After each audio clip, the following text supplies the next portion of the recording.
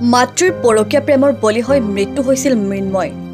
মৃন্ময় বিদ্যালয়ত আজি শোকাকুল পৰিৱেশ। ছাত্ৰ মৃন্ময় বৰ্মনৰ স্কুলত আজি শোকসভা।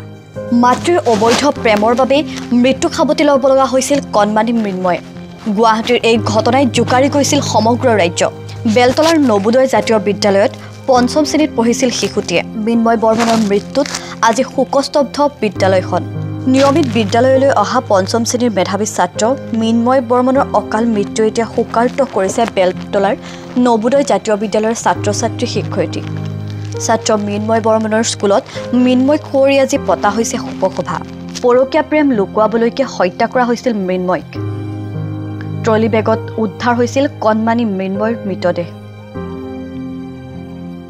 তৃতীয় শ্ৰেণীত ৰোল নম্বৰ ৩, চতুৰ্থ শ্ৰেণীত ৰোল নম্বৰ ২ আৰু পঞ্চম শ্ৰেণীত ৰোল নম্বৰ ১ হৈ নিজ মাতৃক দিছিল উপহাৰ।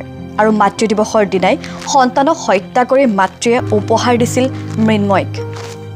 মাতৃয়ে প্ৰেমিকেৰে মিলি প্ৰাণ ল'লে কণমানি মৃন্ময়।